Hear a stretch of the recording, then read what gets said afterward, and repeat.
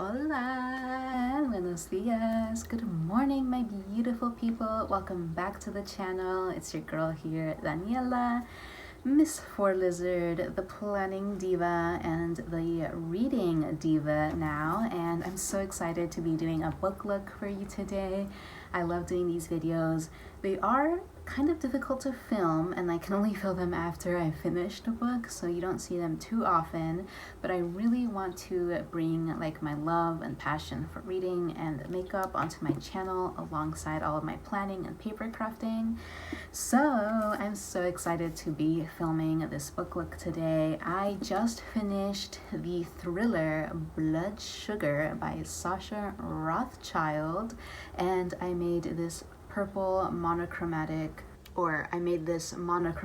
purple look as my book look for this book. If you're interested in hearing about Blood Sugar and whether or not you should read it, and if you're interested in seeing how I constructed this monochromatic purple look, then just keep on watching.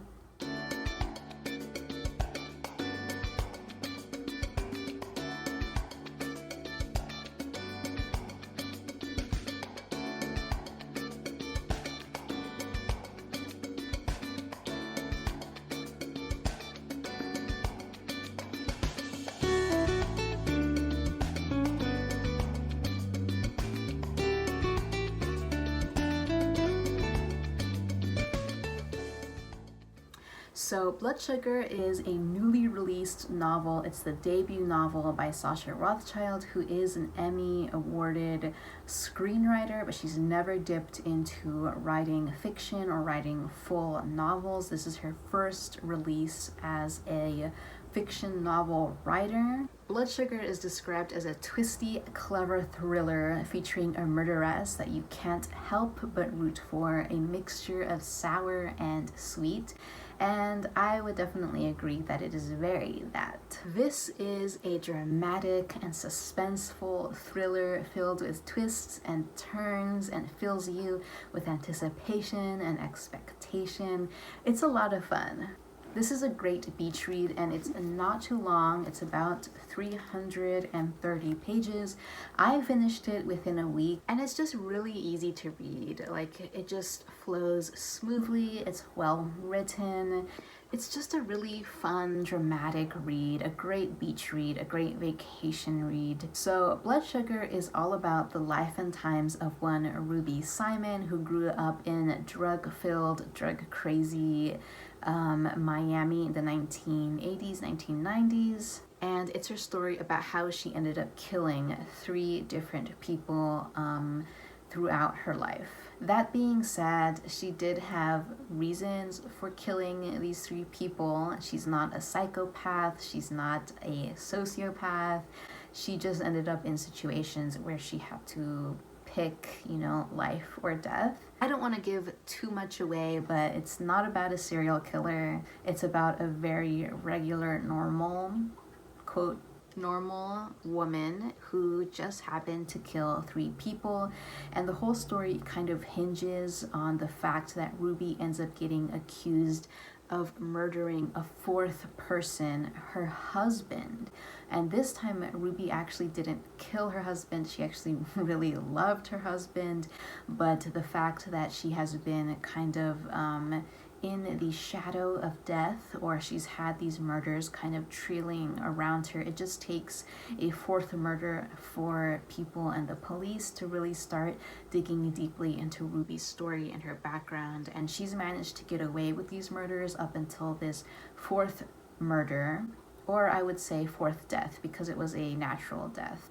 Her husband died of natural causes, but she is now under intense scrutiny and investigation about his death, and also about all these other deaths that are in her, like, are skeletons in her closet at this point. It's a really fun read, really interesting, twists and turns, keeps you on the edge of your seat. That being said, I gave this 3 out of 5 stars on Goodreads because while it was fun and well written, I don't think it was anything amazing. It was just a fun, good beach read. It wasn't revolutionary, it wasn't transformative, it didn't leave me gasping for air and wanting to read everything else that this author has written. It was just fun and dramatic and like a good soap opera. So for that reason, I had to give it 3 out of 5 stars, a solid B in my book. I would recommend this for anyone who's interested in a quick beach read that just wants to read something tasty and suspenseful and something you can just sink into and just get swept away in. I actually read this as part of a book club. I'm doing a book club with my sister and her wife and my boyfriend, and we all like pick a book and rotate, you know, book choices. And this was actually my sister-in-law's book choice, and she wanted to read it because she's actually a type 1 diabetic, and Ruby's husband, the one that dies of natural causes, is actually also a type 1 diabetic, and he dies because of complications from his condition. And so my sister-in-law, she really likes to see, you know, like representation of type 1 diabetic people, you know, in media and books. And so she had heard that there was like a diabetic character, as well as just this, you know, running theme of diabetes throughout the book, and really just captures the experience of a type 1 diabetic. And so she picked this book for our book club, and I have to admit that it did actually really open my eyes more to the condition that is type 1 diabetes and the complications and struggles that people who have this condition have to face on the daily. Like, I kind of knew about it because of my sister-in-law, but I didn't really know about like the nitty-gritty details of type 1 diabetes until this book kind of really dove deep into that condition. So for that reason, I also really appreciated this book. So for the book look today, I decided to go with a monochromatic purple look because near the end of the story, when Ruby Simon is kind of under the spotlight as this serial killer, the popular media, you know, news outlets, these start calling her the Purple Widow because her house is purple, purple's her favorite color. She only writes with purple ink, and so they kind of latch on to this kind of little quirk of hers, and they call her the Purple Widow. And I thought it would be fun to do a monochromatic purple look. I love monochromatic color looks for makeup, and they're just really easy looks to, you know, conceive and come up with. You just have to stick with the color palette. And I actually really like how this makeup look turned out. So if you're interested in seeing how I came up with this makeup look, then just stick around for the next part of the video, where I will be walking through all of the steps and all of the products that I used to come up with this look. Okay, let's get into this makeup look. Alright, we're gonna start off with a pretty standard, typical base makeup. Right now I'm using the Wet n Wild Dewy Foundation. I picked this up because of Emily Noel.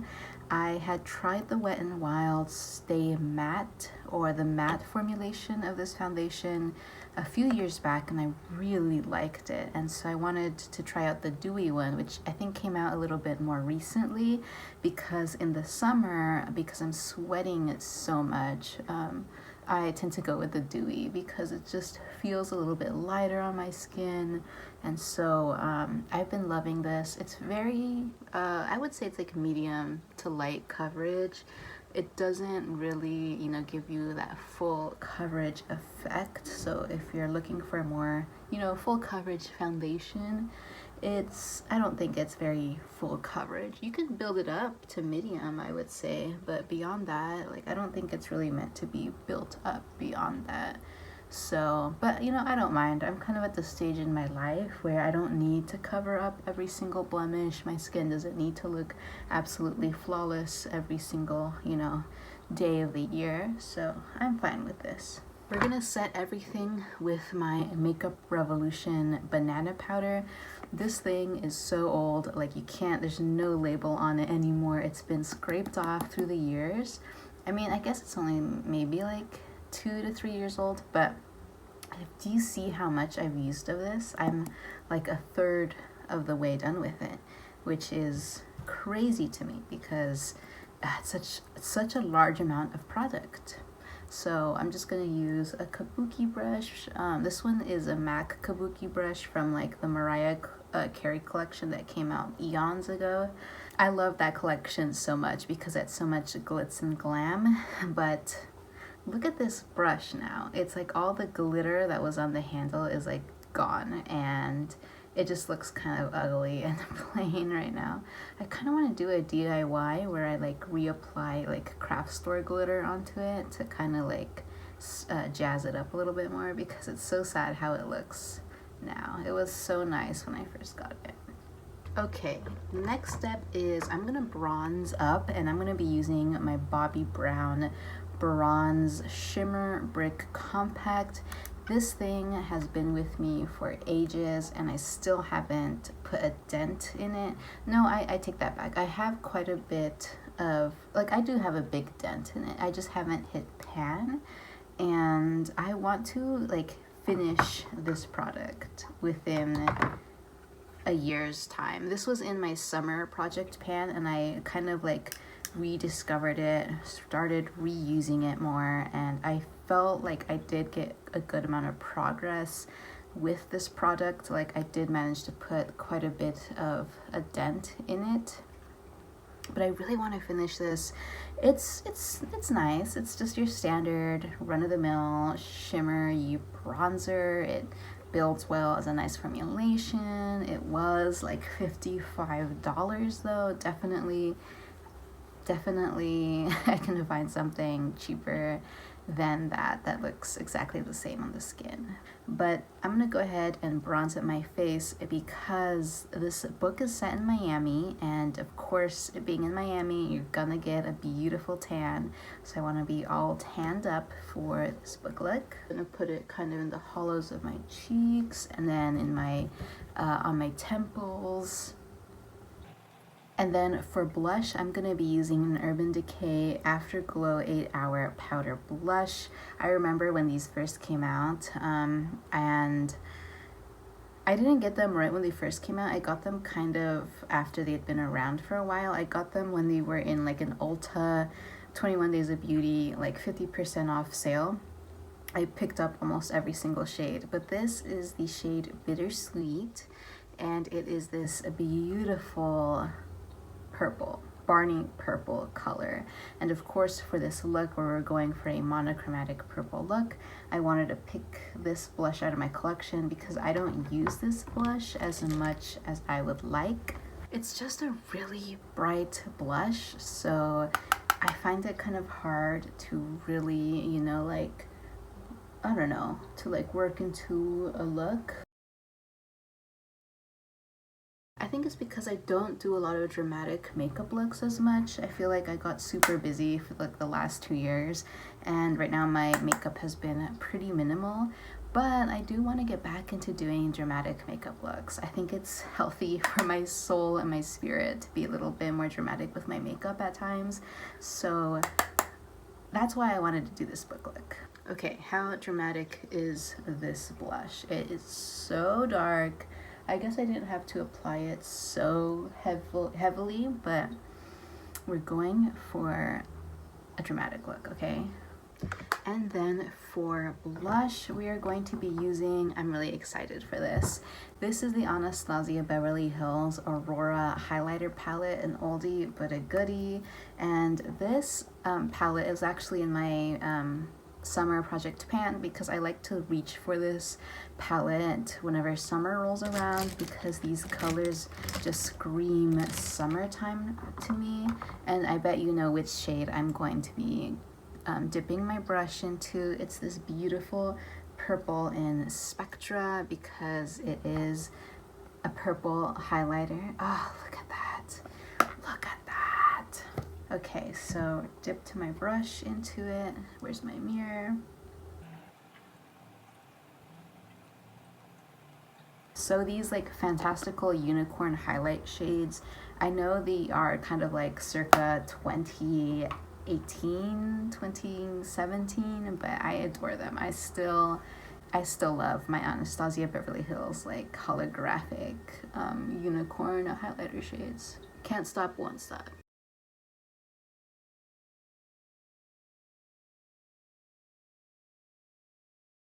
Just a little on my Cupid's bow, tip of my nose. Can't resist. Can't stop, won't stop. And we're pretty much done with face, so we're gonna do eyes now. I'm gonna start off with my Morphe eyeshadow primer because it is hot out and I kind of want my makeup to stick a little bit longer today because I just want it to stick. Hopefully it survives until like my boyfriend calls. He usually calls me like around 5 or 6 and it's currently about 10 in the morning, so kind of want my makeup to or my eyeshadow in particular to stick around a little bit. And the next thing that I'm going to do is I'm going to start off with my Modern Renaissance. This is not a purple palette. This is like, you know, one of a classic, like, what are these shades called? Like berries and reds and pinks kind of color palette. But I do need a shade that's going to anchor my purple into my crease, and I'm gonna go with this light, like what is this shade even called? I would say it's a light mauve. It's Buon Fresco from the Modern Renaissance palette, another oldie but a goodie. And I'm just going to kind of set the stage for those purples to blend into my crease.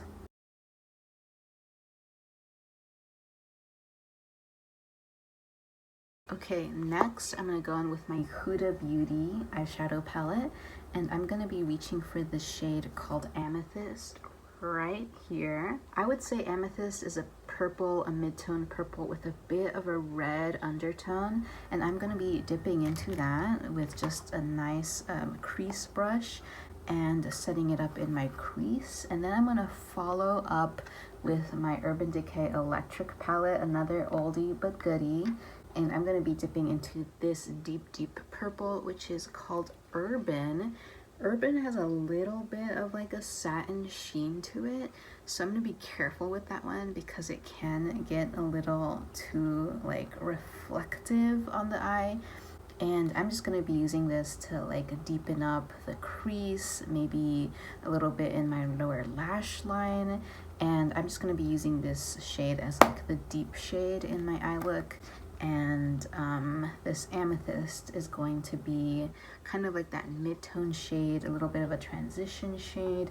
And then lastly, I'm gonna be pulling for my Morphe stacks in the number 2. This is their lilac color palette, and I'm going to be dipping into the last shade, the glitter topper shade. Look at that. I'm gonna be dipping into that, and it's also called Amethyst. That's interesting. It's called Amethyst as well.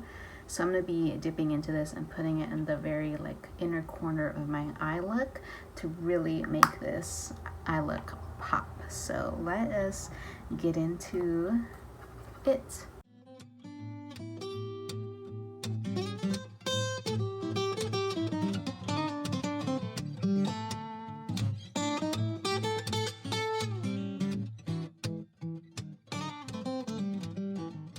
And I am so happy with how this eye look is turning out. I really like it.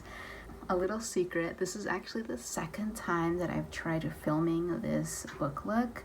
The first time I filmed it, I was okay with the makeup look that came out of it. It was not my favorite, but I felt okay enough with the eye look.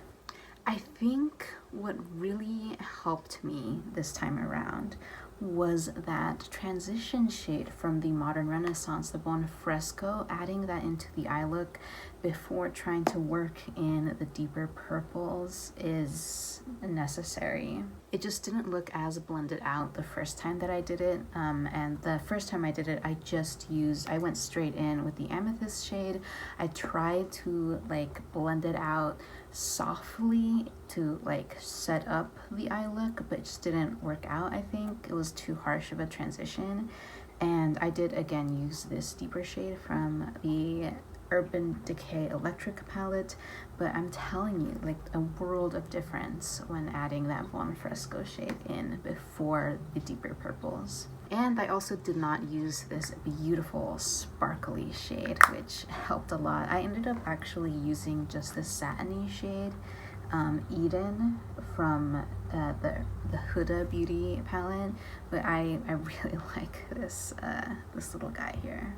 My sister-in-law actually got me onto these Morphe stacks. She was like obsessed with them. We went to Ulta together. We did a little shopping, and she got like 3 of these, and I was like, because I had never really paid attention to them, and her being obsessed with them kind of opened my eyes to them, and the more I like kind of checked them out, the more interested I was in them, and then I picked up 2 as well, and I'm so happy I did. Okay, the final touches are gonna be my trusted Anastasia Dip Brow Pomade in dark brown. I have her matching eyebrow brush. I totally forgot what these things were called. And I'm just gonna, do my brows really quickly, and then I am going to use my NARS Climax Extreme Mascara to give my lashes that va-va-voom effect. With my brows, I actually don't need to do a lot because I already have such thick natural brows. I actually have to kind of keep them trimmed and plucked and shaped more so than I need to fill them in. But I always fill in like the tails of my brows, and this like little patch right here, I have just a little bit of kind of like a patchiness right here at the arch, which I always like to fill in, and here also like in the front of my eyebrows, just a little bit of fill to kind of give them a little bit more of a full look. And the last thing that I'm going to do here is my lipstick. I'm going to be using a lipstick that's actually in my summer project pan. This is MAC's Leap of Delight. It's a deep eggplant purple. It's a matte. This is from one of their Christmas collections that came out like a while back. And I am going to be putting this baby on.